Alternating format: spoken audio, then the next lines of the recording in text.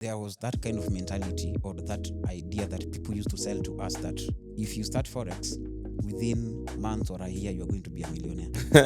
And I guess it's the same for hata mimi Everyone. nilikuwa nimeandika kwa kitabu fulani by the end of that year there is a time nilikuwa nimeshikwa juzi huko at the river. Niliona. And you know what one guy told me, wewe achana na hiyo mambo ya Atenza, uza Atenza nunua Mercedes hata ikusimamisha. Na you can hit sana bro.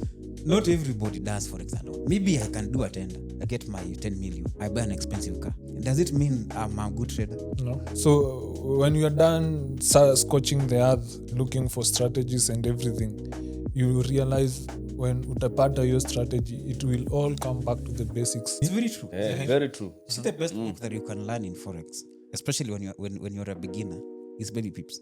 I remember the day that we were purchasing the platform, she came with her husband because she was telling me, I am finding it hard to convince this mzee that I want to invest in this kind of thing. So she came with her husband and I convinced them and they bought the platform, we got the payout, and then bro, she paid me. How much was the first payout? I don't remember. It was around 77k. 77,000. $77k dollars. 77,000.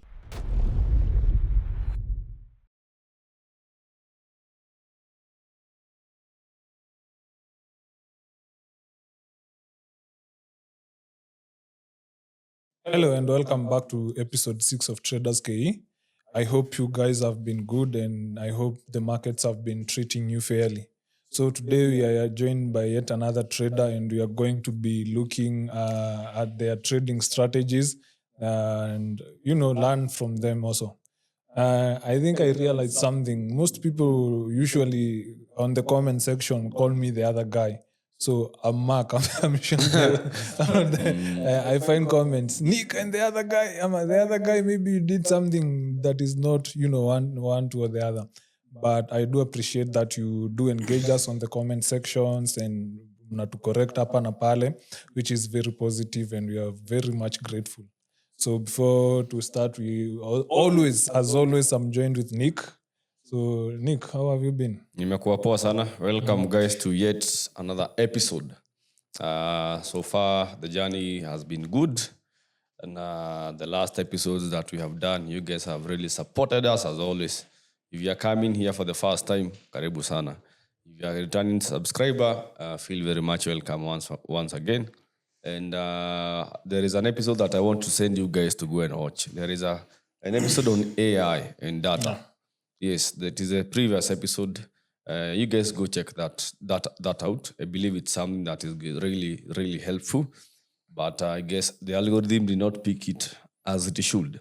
It is that's a very an underrated episode, but Yes. it's one of the most wonderful conversations we have ever had on this platform. Yeah, so make sure to check it out. So today we are joined by a trader who has been in the space for quite some time. He is also very much active on X, and we are going to be having a conversation with him. And more so, we are going to be looking at how he trades, and I believe we are going to be learning a thing or two from him. So welcome, Sana. You can give us a brief introduction. There is your camera. Thank you, Nick and Mark. Thank you for this opportunity. I'm really, really thankful. I'm Delxas, but my full names are Alexander Charlo. Chalo. Yeah. Ni mtu kutoka kule Ukambani. Chalo. Yeah. Welcome to Traders KE. Thank you. Yeah. And we actually the first time we are meeting. Yeah. Yeah, actually we've never met. We have never met, but X is one place yenye imeweka so many traders pamoja. At the same time imefukuza watu wengine. Sana. There was a lot of promising talents, the likes of Akina Thanos. Yeah. And other who are before, Akina Karim. There are guys who are there with the very first traders on X. Yeah, it's just a toxic place, but But we thrive. We are used to. Yes, you have to fight for your own space pale. So you can give us a brief introduction pale kwa trading. How long have you been trading, and what do you even start? The very first time you heard about trading? Okay, I've been in this field for I think close to 7 years, because from 2019 to 2026, those are around 7 years, right? Those are 7 years. Yeah, so I started in the year 2019. I think that was the first time I got not the baby pips. And then before this, I think around 2020 I gave up What happened? because manze not zilikuwa ngumu. But again, you see the hardest part of it, or I think the challenge that we get is when we are starting Forex is it's very hard to get in a field whereby so many people that you know are making money, and it's almost a year and you're not making money. Then now maybe at the same time you're very broke. And you see Were you in campus or something? Sorry? Were you in campus when you were starting out? No, I was still a student. Yeah, but at that particular time I was doing some I was freelancing. Yeah, so when it's almost a year, you've not made an amount of money, and you can see people out here are still making money, and then you see there was that kind of mentality or that idea that people used to sell to us that if you start Forex within months or a year, you're going to be a millionaire. Actually, I'm very sure that is how I started. Me, I knew within months I'll be a millionaire, bro. And I guess it's the same for hata mimi. Everyone. Nilikuwa nimeandika kwa kitabu fulani, by the end of that year I was supposed to even buy a car. It gives you a lot of dreams. And then you see the guy I wanted to buy a yacht. Yeah. According to the calculations, very a yacht was very possible. Yeah. And then the guy who introduced me had bought his first car. So me, I And thought, was it from trading? Alibuy gari from trading? Yeah, bro. Because at that particular time he was in I think in fourth year or I think third year. So In campus? He started Forex when he was in first year. Actually, he's a younger cousin of mine. Oh. So he was doing quite good. And then now he has bought a car. Na alikuwa ndo ape capital bana. Just pia sisi tulianza ku trade first year lakini. Unakumbuka hiyo time? Between 2017 2018. Yes. People are doing good, especially in synthetics.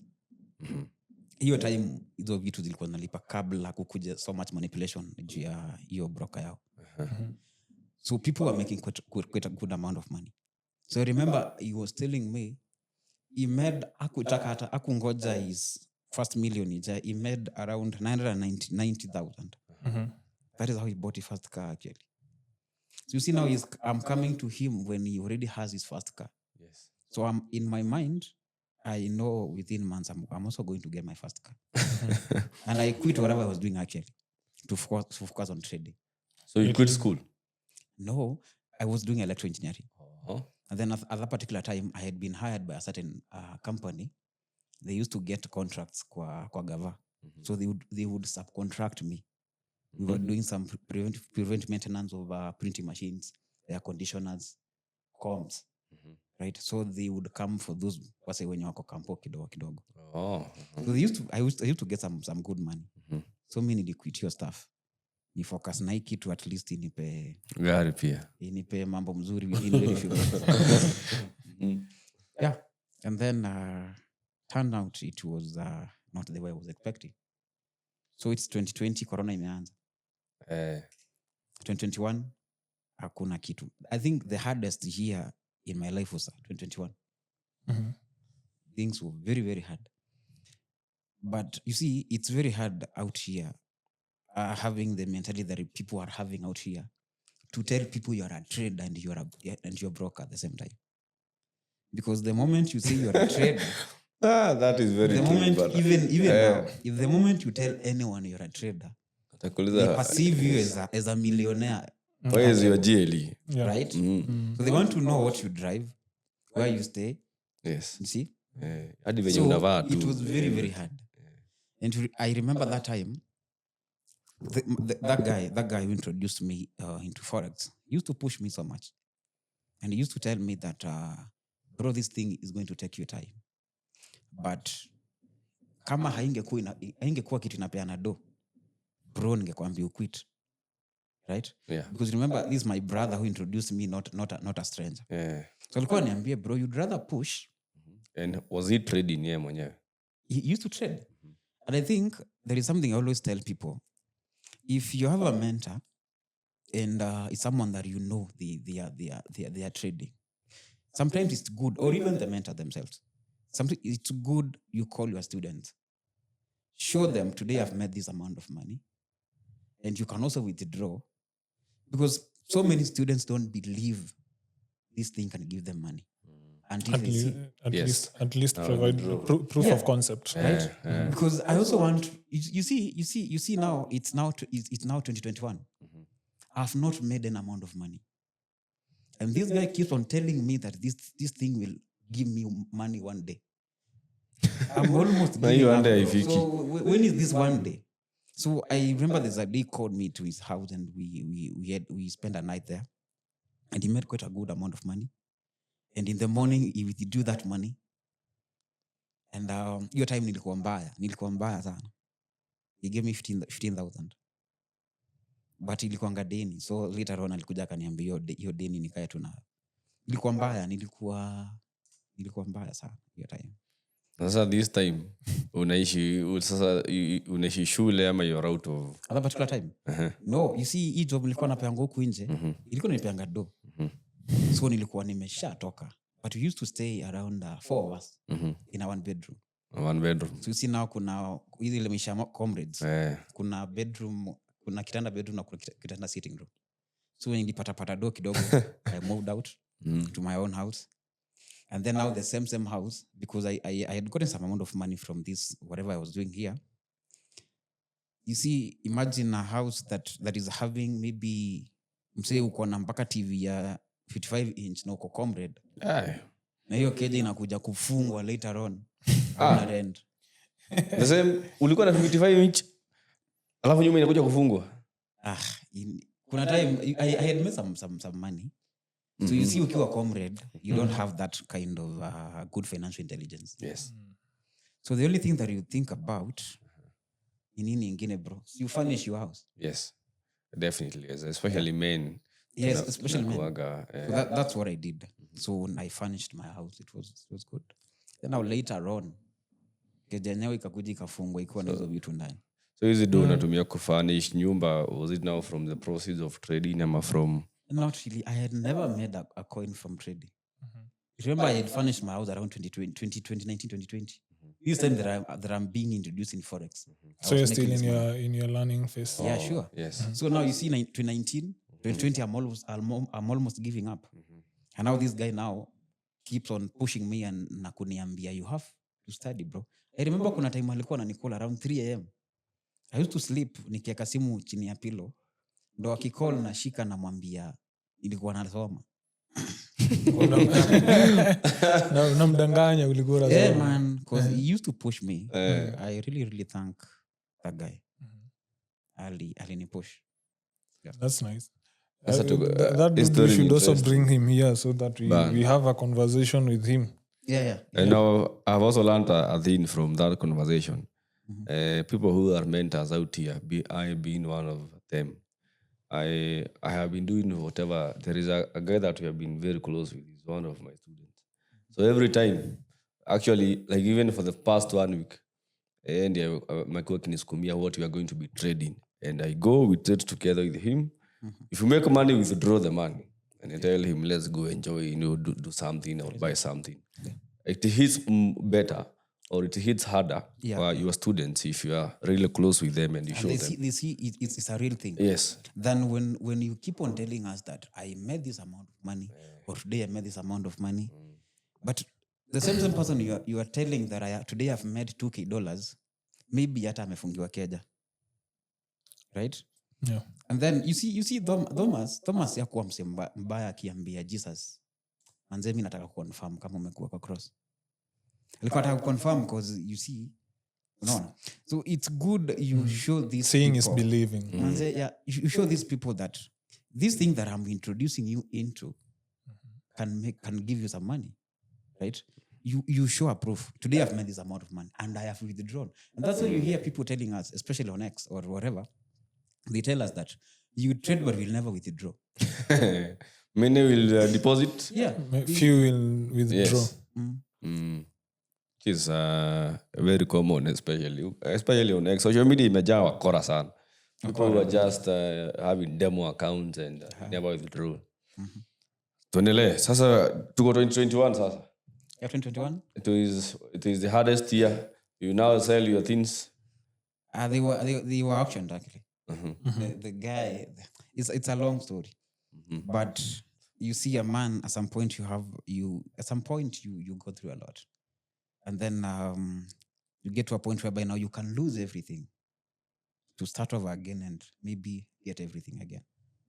Okay, so in life I've learned that it's good to accept every time you find yourself in any situation.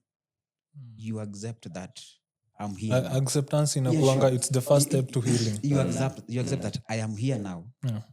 And as much as I'm down, the worst mistake that I can do is staying down there. So you have to pick yourself up and keep pushing. So that is the time now I went to my guy and I gave him the story. And I told him, bro, there is no way, bro, you're going to tell me this thing will give me money. And I'm seeing how you're thriving, man. I can see your life, man. It's just forming high highs, higher lows, high highs, higher lows. And I've been bearish for quite some time. You see? So when am I going to find some support? Maybe I start retracing back. And that was the time now he showed me how he had made the money, and he gave me 15,000. So now I had to start over. I paid some rent, and I kept on. Now he gave me an idea. He told me that if you want to master a skill, you have to teach. So I used to go into these WhatsApp groups. That's wise.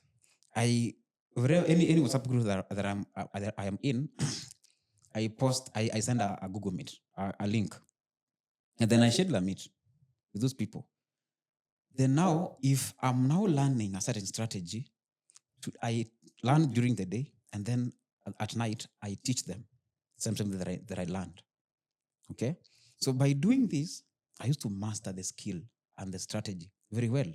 And again, I could also get some people who thought I was already profitable. Right? So now these people are coming to me, they think I'm already profitable. And you see, it's not by my mistake or my work to tell them I'm not. Yes. There is no way I'm going to tell you, bro, I'm not profitable. Yeah. Not unless we are very, very close. Yes. Okay. So if they come to me and they tell me, I didn't understand what you taught yesterday. So can we have a special session? Now they would appreciate me with some cash. Okay. So I didn't have any figure or whatever. So they would appreciate me with some cash. Then that's how I kept on surviving. And then 2022, I was deep in Forex. By the end of 2022, I had started seeing some results. I could make maybe $50, $60 from my 200, or someone would fund an account and then I tried to manage. Although managing account was very, very cruel to me sometimes back, because I believe an account that was belonged to a client of mine, around $240. How much? $240. I blew that account. Imagine I had pushed that account to around 600. And then at that particular time, I was not so conversant with economic events. I used to know that between 330, 430 market will move. Yes. But I never knew what was behind the movement. We just observed that. Bro, and the lady was very, very mad at me. Actually, ilikakuwa kesi mbaya. I almost nikasema sita manage account tena. I also did that. On that case, like from since then you have never managed account. I've managed, but it take some time. Your time nikaacha kidogo, because you see it's also affecting me psychologically, because you also start thinking, or maybe this thing does not work, or maybe I don't know anything about Forex. And the fact that there is somebody who trusted you. Yeah. And now this person came to you thinking that you know. There is one case yangu pia. It was again the same hapo ma 2021, 2022 hapo. So there is a comrade, I guess alikuwa amepata help pia. It was from Chuka University. I've never seen him, but he texted me akaniambia, can you do account management? Pia itamu nilikuwa down mbaya sana. So namuuliza uko na pesa ngapi? I have $100. $100 hiyo time ilikuwa do mob. Ilikuwa mob. ilikuwa domob. So he gave me the logins, kaanza kusukuma that account. Ile profit iliona mingi sana, ilikuwa $5, ikaanza kushuka 70, 60, Uliona profit in 50. in V1. Kakashuka by the end of the week tulikuwa tumefika hapo 30. So the guy called me akaniambia, mazee hapa naona acha tu tutoe that tukule before iende yote. And he was a good guy. Hata sijui kama maybe tutaipatana mahali, but he was a good guy. Hakuteta sana.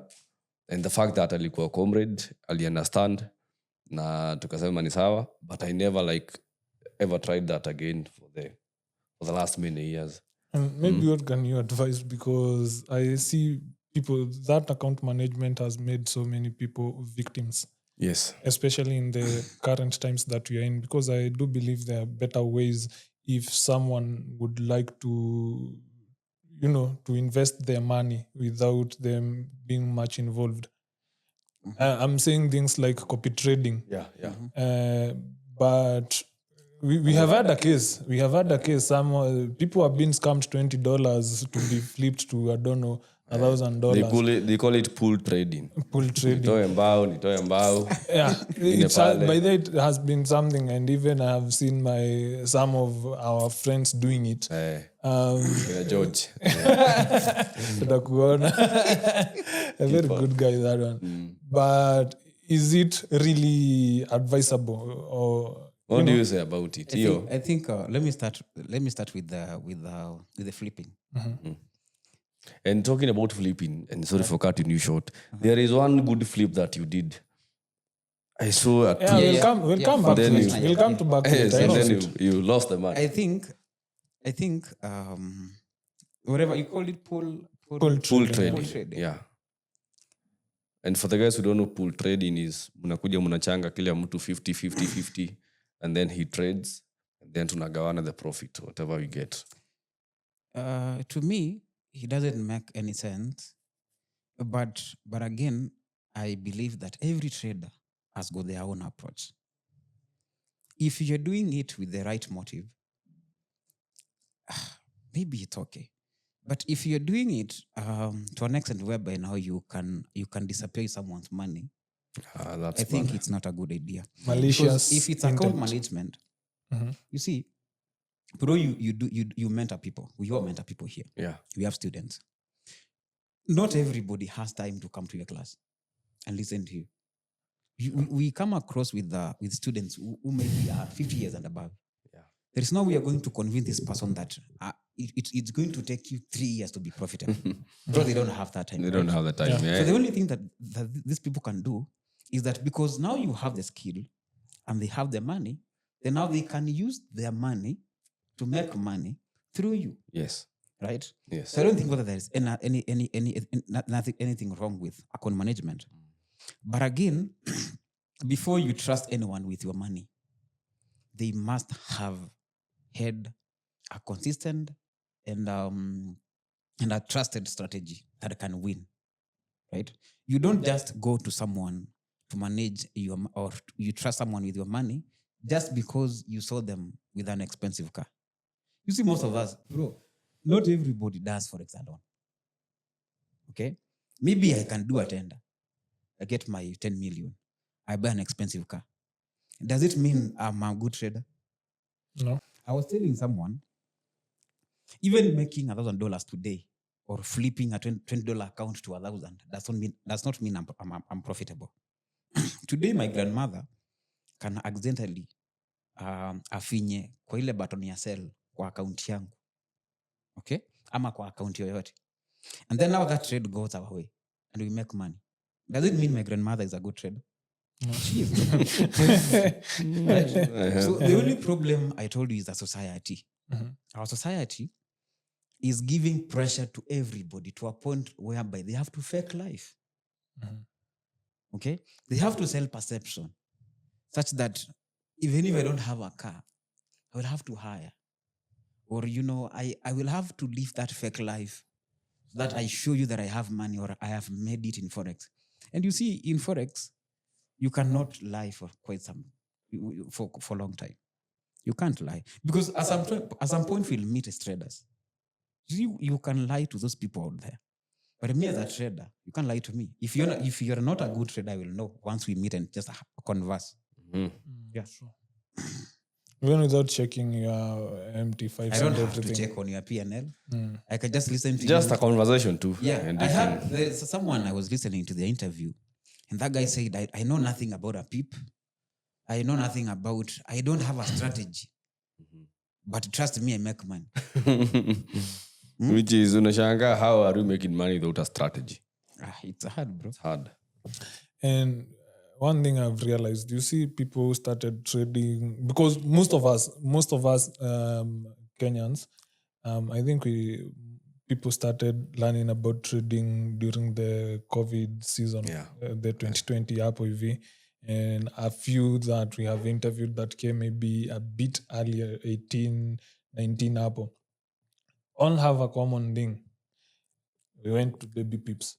But listen to people who joined trading since 2023 and everything. They don't hawana your basic knowledge. They don't have the basic knowledge of baby pips, what is a pip, what is a spread. They don't know any basic concept that affects the market. They got into charts, wanaambiwa Akaambiwa ende YouTube. enda YouTube. So ikifika ni mambo za basics, a lot of people wanakuanga wamepotea sana. Na mimi, if I am to mentor the people that maybe I do take through classes, I am very big on basics, because you see that, and I know all of you can agree with me. You see, when it comes to Forex and everything, once you are done with scorching the earth looking for strategies and... Come closer to your mic. You guys, last episode, Mark. No, I think it's a bit down P, naona ni kama in a slide. Yeah. So when you are done scorching the earth looking for strategies and everything, you realize when utapata your strategy, it will all come back to the basics. Kenye ulilearn pale baby pips ya kwanza, it all comes down to there. I don't know if you can agree with me. It's very true. Yeah, very true. See, the best book that you can learn in Forex, especially when you're a beginner, is baby pips. But we've been made to believe that baby pips ni ya watoto ama hizo ni nonsense. There is a day, I think back in around 2021, I met with a guy called Super Metro. I told you in 2021 there was that period I was very, very broke. Ushawahi kuwa broke uko tao hauna fare ya kwenda na hiyo time fare si ilikuwa 70 bob. Kini una 70. Hauna bro. Uko na 40 bob, imebaki 30. And then you see, you can call someone umwambie need 30 bob wakuchukulie manzee wewe unatupima. So unaona kwa hiyo line ya Super Metro. Nilikuwa napanga line nikimake calls, nikikuja nafikiwa na bala ninge gari narutana nyuma. Juu idatosha do. To some point whereby I thought niingie tu kwa mat bila hiyo nini. Yeah, that. Niliingia bila do. It was so funny. And nikakaa hapa, unaona kwa gari mali kuna kwa hii chuma yenye au conductor usimama hapo.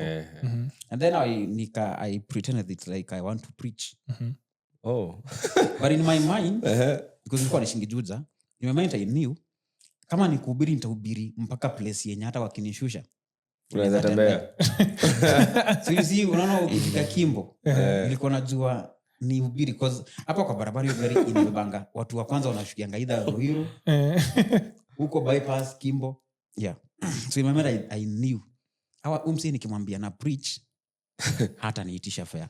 Hata pita mpaka nyuma akiitisha fare huko, si ndio? So nili preach mpaka... You preached? Literally. Nili preach mpaka Kimbo. But unajua Kimbo kutoka hapo ni mbao kuna Juja. I had around 40 bob. So I knew hata wakinishusha nitalipa 20 bob Juja. So hiyo time tunapatana na msee kwa mat, naona amefungua charts. Msee amekaa hapa kando wangu amefungua chart the Forex. So as a trader, na mimi hiyo time nasoma, nikamuuliza kama yeye ni trader. Akaniambia nikamwambia pia mimi ni trader. Akaniuliza what do you trade? Hiyo time hata sijui pairs bro zina trade yangu ni gani. Unataja tu hizo ma currencies za huko zenye unaonanga sana. So this guy told me umesoma wapi? Nikamwambia nimesoma baby pips. Akaniambia you'll have to forget about everything you learned in baby pips and now start over again. Hakuna statement isha hit bro kama hiyo in forex. Because me I knew bro, do you know hata saizi niko na notes nilikuwa naandikanga. Kama kuna mtu alisoma baby pips from page 1 mpaka page ya mwisho mali wanaongelea brokers ni mimi. And then unakuja kuniambia I have to forget about everything. It hit me hard. But again, you see, as we said, forex ni a very, very hard field. You meet with everybody every day. They are trying to discourage you. It is the hardest field to make easy money. Yeah, bro. Like you're just someone that, and now someone calls you a scammer. They don't know you just because you said you're a trader. Or maybe wanakwambia unafanya ile forex ingine. Maybe ni forex. Yeah.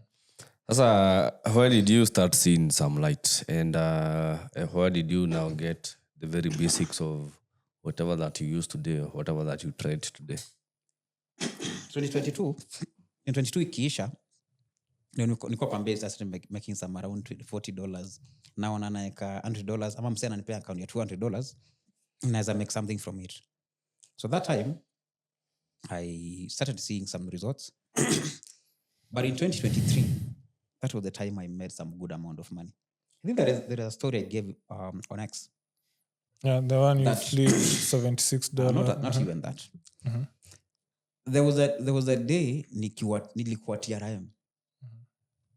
And you see, there is always a stage in forex where now you believe you know everything, but you don't have the capital. Yes. So that particular time I knew that was 2020 around August. So me I knew, bro, I believed I know forex. Nido tu sina. Nilikuwa nilete muneza ambia mse, if you give me $200, I'm going to be giving you $40K in a week. Yes. Bro, tell me what business in this town you will invest with $200 na ikupe hiyo do. So hata iko ina make sense. So this time niko TRM na niko mbaya, bado sijakuwa fiti. Sasa ni miaka ngapi? Hizo ni miaka 4. Sasa ni from 20. Unaona sasa mambo iliharibika 2021. When niliacha kufocus na hii kazi nyingine. Yes.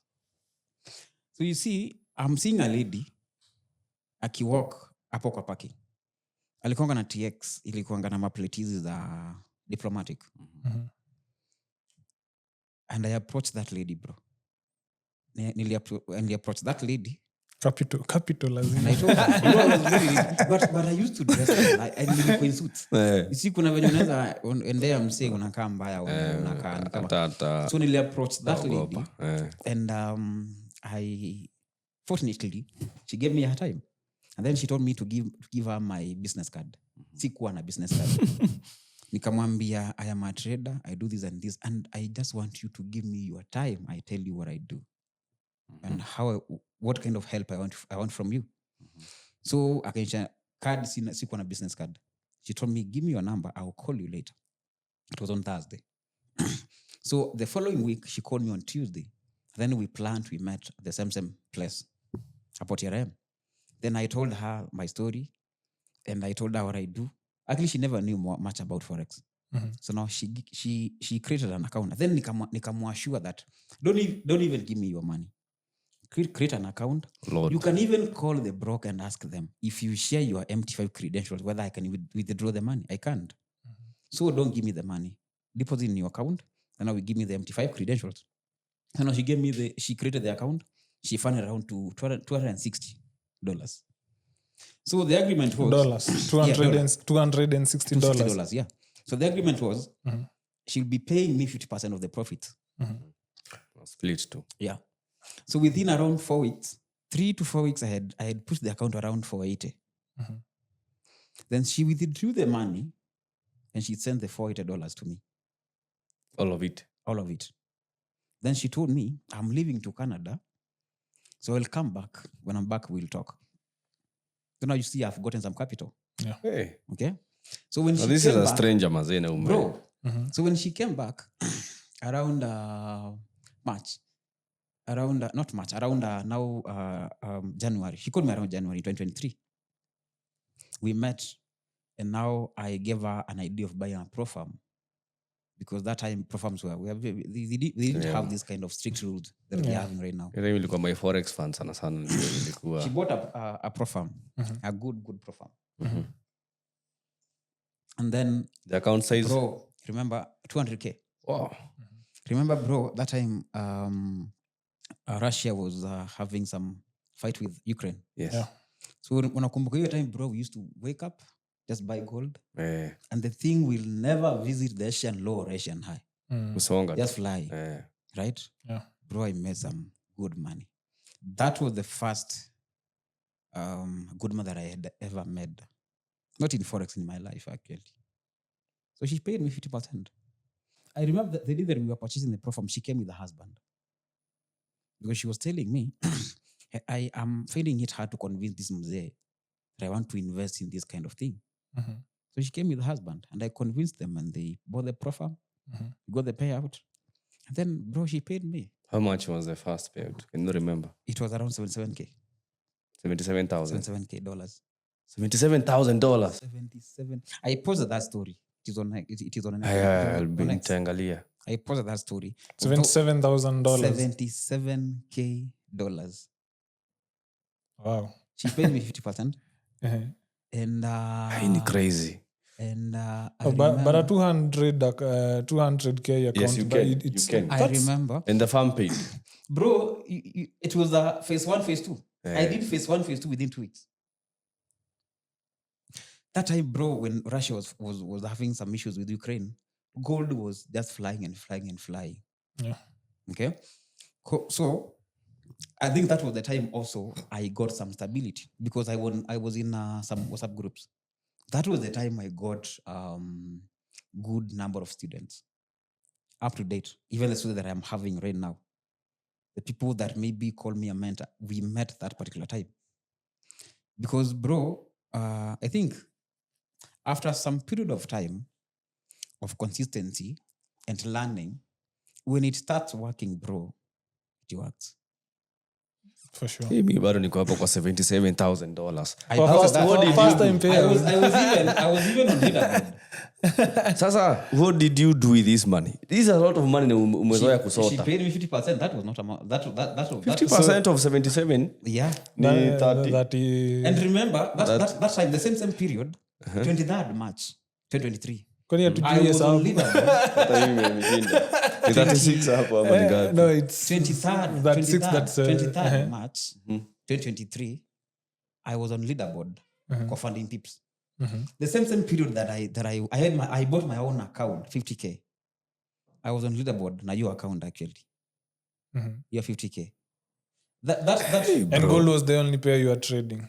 bro, I've only traded gold for I think for almost all those years. Not unless if I'm not getting in good entry on gold, maybe I switch to UJ. Okay, but I have never found any comfort on this kind of currencies. Me gold, I think I have my kind of strategy and how I trade. We really go well with gold. We are coming to that. Hapa kwa 77K, did you upgrade your life? Maybe that's what most people will That do. was the changing. That was the turning point. Definitely. What was maybe the biggest thing ulijibuy back? As a comrade, bro, you see, obviously you know it's a car. What was your first car? C200. You don't even C200. care where the fuel money is coming from. You just went straight. Na ukafanish keja sasa, now you have money. But now this time round I was hata sikufanish keja sana. This time round nilikuwa na akili. But gari singekosa. You see, I'm a person who believes that bro, if you're an entrepreneur, a car at some point will answer questions even before you speak. Yes. There are some offices that you will walk in, maybe because I also do tenders. I have companies that I work with the government or even a county government. And maybe I'm going to negotiate for a tender. Bro, So in short, when you deep state, we'll be looking for you shortly after Bro, this. you need the way now you present yourself. Yeah. Even before you speak, you've answered some questions, right? So at this point, I really needed a good car, not a good car at that particular. To me, that was a good car because It is a good car. That's what I could afford. It's a good car. Even Okay. to date a C200. Yeah, It's a good car. Sisi tunataka kufika hapo. So I went for that, but I saw you have a good car, bro. But at the same time, there is a time nilikuwa nimeshikwa juzi huko at the river. Niliona. And you know what one guy told me? Wewe achana na hiyo mambo ya Atenza. Uza Atenza nunua Mercedes, hata kusimamisha. Na you can hit sana. Ukaandika mahali kwa nikasema huyu jamaa ilikuwa tu comment on X. Which is very true. Some cars nilikwambia ni perception. Not that even C200 is I think ukicompare na prices they are not as they are but you see now mtu akipark hapo. See mtu akipark hapo kando yako bro Mercedes ataonekana ako na domo. So that's how human beings are. They buy perception, not reality. And then no one has time to investigate. I think there is a guy called Niccolo Machiavelli who said that human beings have got no time to investigate about the truth or reality. They buy the perception. They buy the image that you sell to them. And that's why I was also telling you that in Forex, scammers can drive more than a real trader. Because if a scammer buys a GLE or hires a GLE and tells people that this GLE is mine and they bought it with Forex money, then now there is another real trader who owns a Nduthi. Okay? Bro, no one is going to trust that Nduthi guy. Kuna ule jamaa Nduthi huko X. Daktari. But that's not Nduthi. You can buy Daktari. Dr. White. Oh, yeah. I think that guy should also come for a conversation. One CSD something. Yeah, one CSD. I really love that. But how that He's guy a great trader. The only thing that we agree, I think you see Amaga, we also use CSD. Me, I really trade using CSD. Using it in terms of executions. Let's get into that. How do you trade? Your strategy. Me, I'm an intraday trader and a swing trader. And they say, if you want to be a swing trader, you have to master Elliott waves. And you see, basically, market moves in waves, right? Yeah. So that's something that I tell the people in my community is that if there is a trade that you cannot miss, is Elliott waves.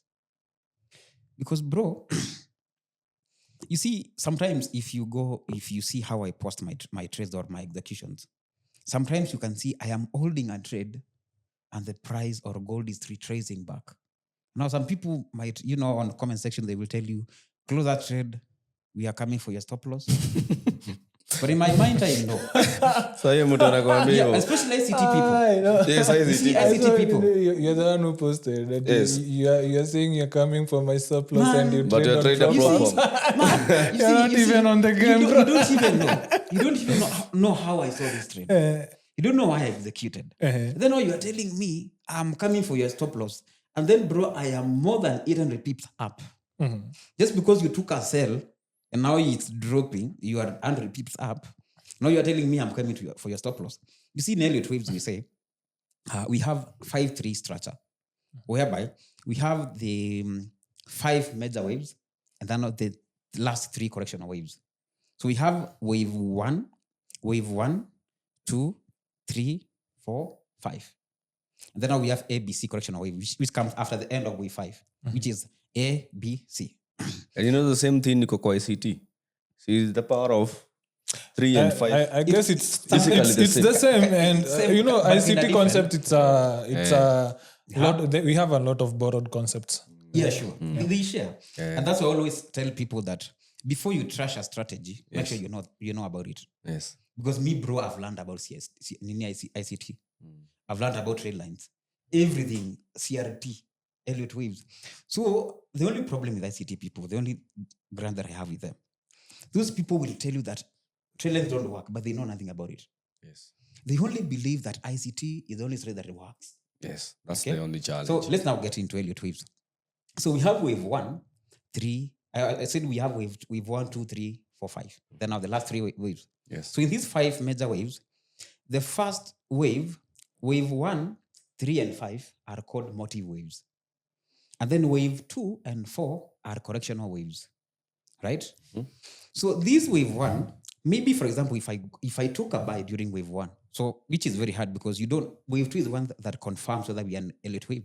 And which time frame are you looking at these waves? This must be on a higher time frame. Actually, right now, when I was saying that I was seeing gold, I'm seeing gold hitting around 6,400.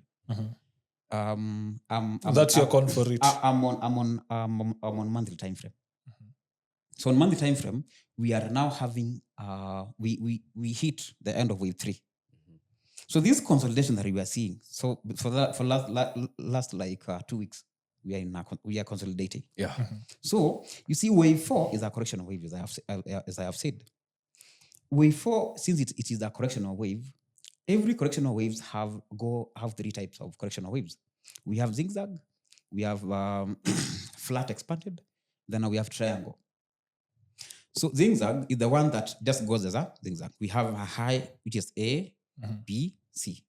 And then expanded is the one that takes out the high of A, whereby this one is A, imeanza hapa, then now we create that A, then now B will take out the high of this A to liquidate earlier sellers. Then now we have C now dropping, right? Now triangle forms a structure called A, B, C, D, E. The one that now we are forming right now. We are forming A, B, C, D, E. And every wave from A to E gives you 3 waves. So we say it's a 3, 3, 3, 3, 3. Okay? So now let me now explain how I hold my trade. For example, I took a trade during the start of wave 3. Because if we have a wave A, wave 1, and then now wave 2 has confirmed now we are having Elliott waves, I'm going to execute and trade wave 3. So once I execute during the wave 3 or the beginning of wave 3, I'm not going to close my trades, bro. Because I know we have wave 4 on our way, which will now retrace. Especially when now this wave 4 is retracing. This is now the time people now say we are coming for your stop loss. But in my mind, I know that rule number 1 in Elliott waves, wave 4 cannot get in the territory of wave 1. So if I got my trades during the beginning of wave 3, I know they are safe. I'm only going to take partials at the end of wave 3, right? And then now I hold during wave 4. I don't trade correctional waves. That's why I told you I'm not really trading. It's supposed to be in a correctional wave, right? So I don't trade corrections. So I'm going to hold my trade during wave 4. And then now after the end of wave 4, now I'm going to execute and trade wave 5. So now you will wonder why this guy holding a trade that he took, I think a month ago. Because clearly that was beginning of wave 3. We trade wave 3, we wait for wave 4, and then now we trade wave 5. Yeah. But now that is on higher time frame. Once I know that now we are in this wave, I got into a smaller time frame. Like now from wave 4-hour time frame to 1 hour 15, right? This is where now I use CSDs. CSD. CSD inamaanisha nini? CSD inamaanisha change in state of delivery. So this is whereby sometimes some people tend to confuse CSD with choke or break of structure. You see, break of structure happens when we take out the wick. Yes, the wick close. But now the CSD happens when we take out the high, the closure of the candlestick. You see, if this one is the high, the candlestick that formed here, we need to have a candlestick now closing higher or below if you are bearish. If you are bullish, higher. You need to see a candlestick closing above the closure of these candlesticks, right? So that will be a clean. But now every impulsive move before the high is taken out, we say it has to leave a fair value gap for it to be valid. For a CSD to be valid or a break of strata, there must be a fair value gap. Yes. Because that shows that sellers and buyers were not equal at that particular time because of the impulsive movement. So now when price is coming back, as now we execute on the CSD, we also feel the imbalance. Okay. Wow. For example, you see there is a trade that I took yesterday. It was a sell. The only rule with CSD is that we don't execute twice on a CSD zone. Reason being, every CSD zone leaves liquidity. If we create a high here, after taking out a high here, then now we are coming to the CSD zone and you buy on that CSD zone. Rule number 1 is this price has to take out the primary high that we created here. So if we don't take out this high, then now price comes back to your zone, the CSD zone again. For the second time, we don't execute or treat that one as a retest. And that is when also many people treat this one as a retest, right? So we wait until now we mitigate the order block that catalyzed the whole impulsive movement. Yeah. So that is how I think internally I do my own executions. That's very mechanical and technical. And simple at the same time. And he really understands whatever he's doing. Because if you also happen to look at maybe what the doctor does, it's nothing complicated. No complicated. And the best trading strategies outside here are the most simplest ones to understand. But of course, they require a lot of mastery. Beginning to learn them. Once you master them, you'll never even draw a line or anything in your chart. You just look at them and see we are having this kind of zone, and it's a good one to execute on. There is an ICT trader you once visited with Mark. Somewhere to Upper Westland. You see, that guy just counts the candles. Yeah. He has a sequence. And he was also taught from ICT. He has a sequence. 1, 2, 3, candle number 7 should be a replacement. Candle number 10 should be such kind of thing. It's basically almost the same thing that you are trading. It's working. It is working. That Wonderful. guy puts 50 lots on gold. And that is on his personal account. Yeah. And watu wako na kakitu huku nje. I once met with a guy in a restaurant hapa Tao. But he's a mzae. Bro, that mzae is making money. You see, he was seated somewhere in front of me. Then I saw his phone, nikaona some chats. Then I'm that trader. If I realize you're a trader, I have to say hi. It's only so interesting. Hi, bro. Yes. He's a mzae. He told me he has been in this field. Actually, last year was celebrating his around 29 years in Forex. And is Nako Kenya? Yeah, kwa Kenya, bro. Huyu alianza Forex hata kabla tutafute nizaliwe. huyo Mzee, niliona you see if now we discuss about the Elliott waves, you see there is a wave that began around 2023 at around 1810. When price was around 1810, that is when now we formed a law that we've never gone there, right? Yeah. And then that law, after that law, now we took out the high that we had formed. I think around 1990 something. That guy, last year I saw, he was holding trades from that time, around 18 something. And he still uses the Elliott waves. So he told me, on monthly time frame, we are now on wave 3. And now we will now form the wave 4, which now we are in, probably. I don't know, maybe some other traders are interpreting the Elliott waves differently. But according to me, now we are in wave 4. So if now we are in wave 4, tell me about wave 5, bro. It's going to eat at more than 60 or around 7K.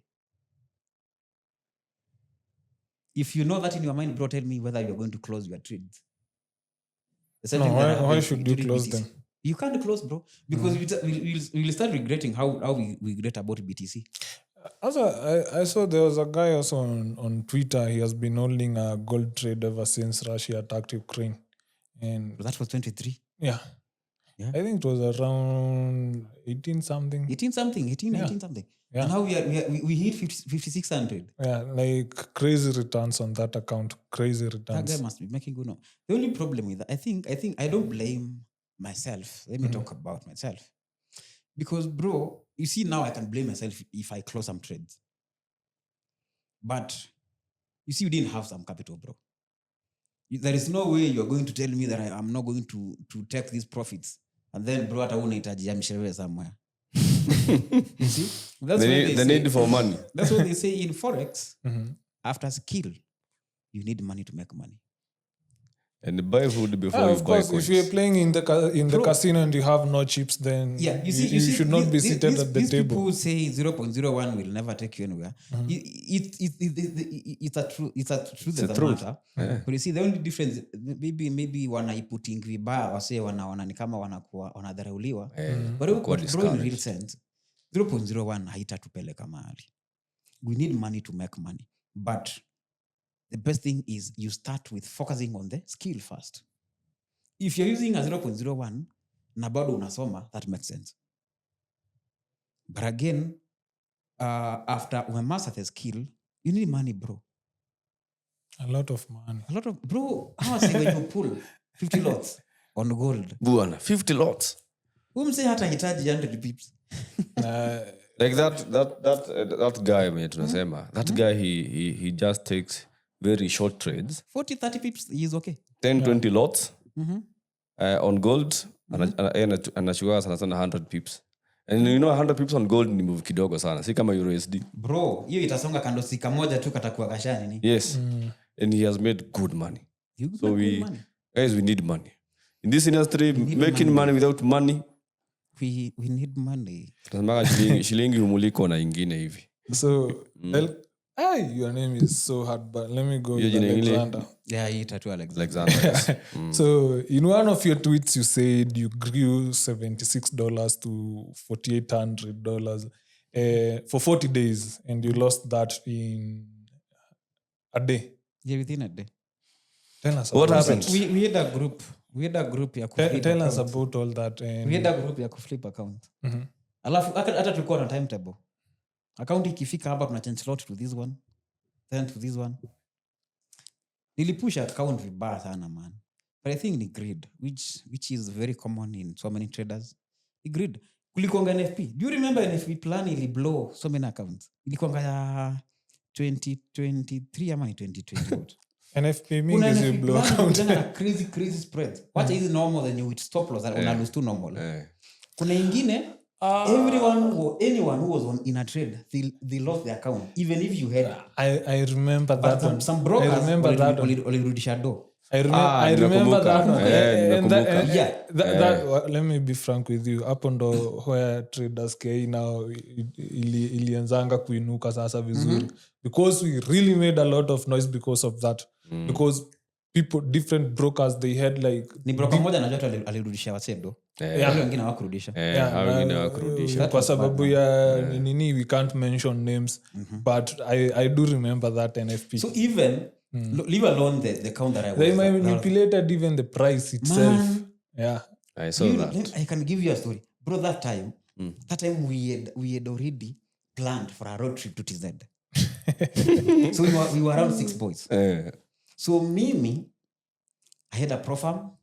And then I had this account. According to me, I was supposed to use this money ilikuwa kwa hii account flip. Wende ukapiga nayo. And then ilikuwa na account ilikuwa madam fulani. Bro, mimi hii day sikuwa nimemiss. Mimi nilikuwa nimeiva fundamentals. Hata saizi zingine ni kama niko sawa nazo. Bro, sikuwa nimemiss economic event. Ma CPM nilikuwa napiga vizuri sana. So ndio nimezoea kuwin economic events. Hii si nilikuwa nifinye tu account ifike 10k ama 15k. Kama account nimetoa huko imefika 4800. Sinaweza fikisha 10k. Bro, nilikuwa nishapangia hiyo do.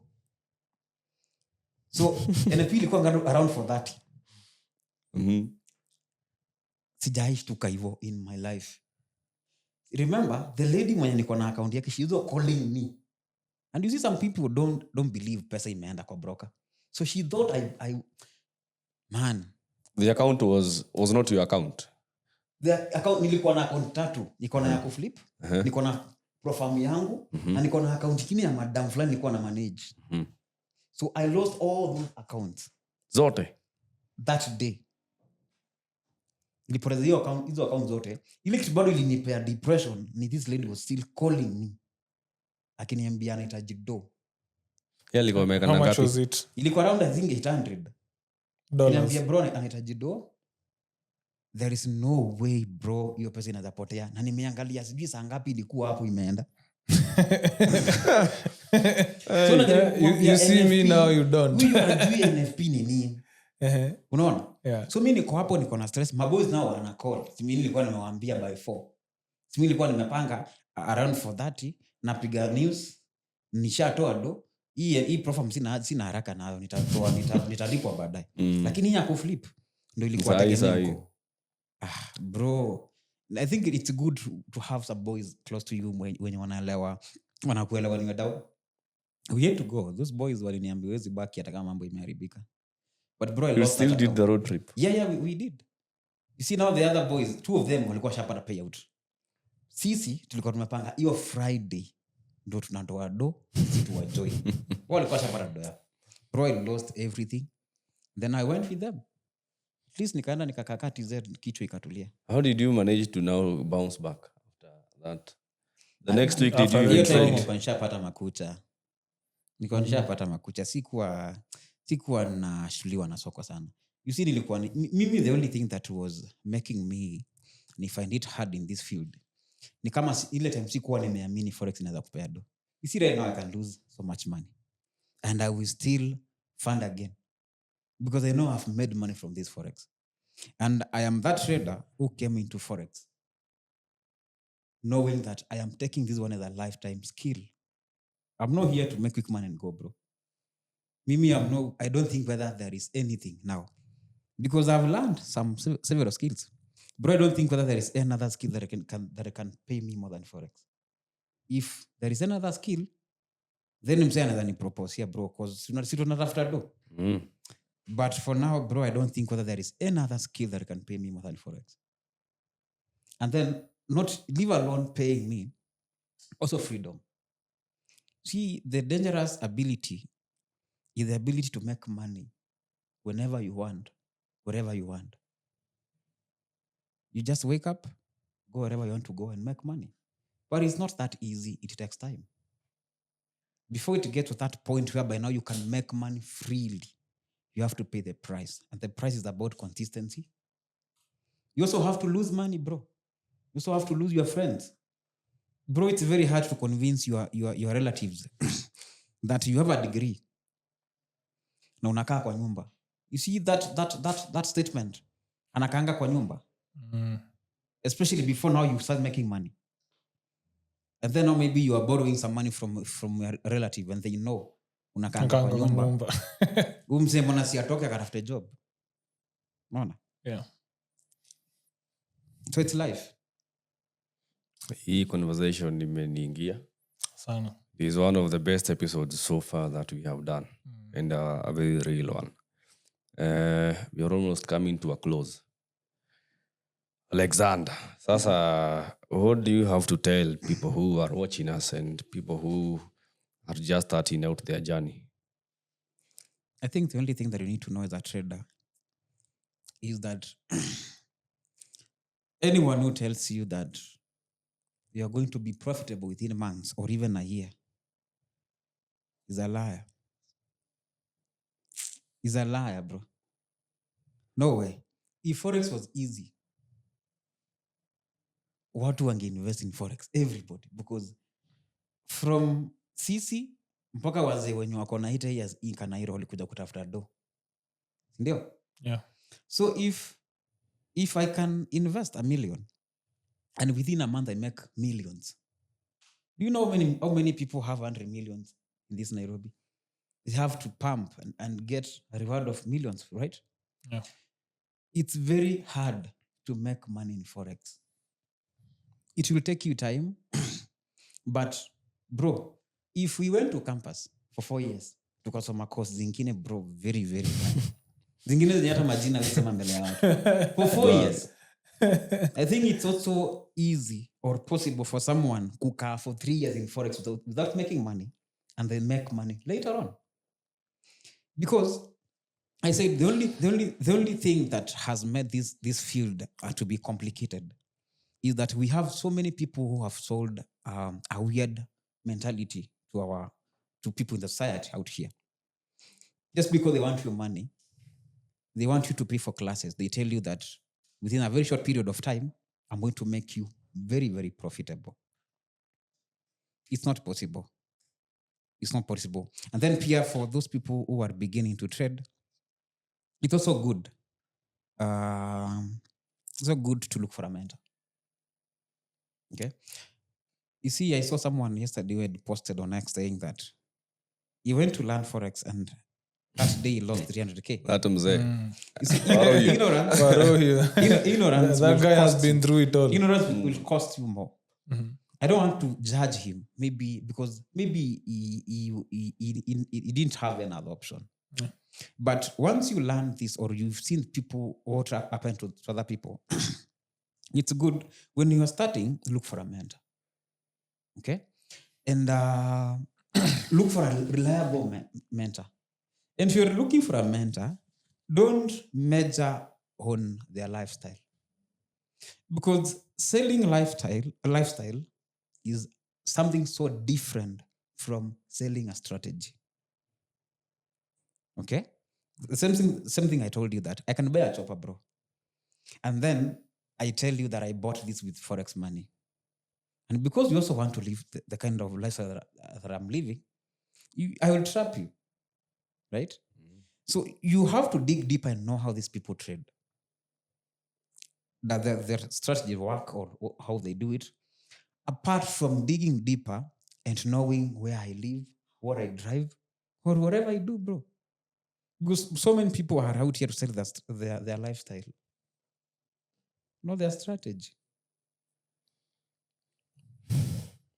Mwenye masikio amesikia. Where can people get you? Do you have a community? Yes, I do have a community. On X, naitwa Delxas KE. TikTok, Delxas KE. Instagram, pia Delxas KE. And then Telegram, pia I also have a community. And I also have physical and virtual classes. Yeah, in Westlands. Westlands. Yeah. Perfect. So if you want to be part of his team, mwende pale mtafute DELXAS, Delxas KE. That is his usernames across all the platforms. Guys, I hope you have learned anyway. So don't forget to like, share, and subscribe, and always stay tuned. And yeah, we're gonna keep bringing more people to educate. That is what Traders KE does the best: rise by lifting others. That's our motto. So till the next episode, bye. Cheers.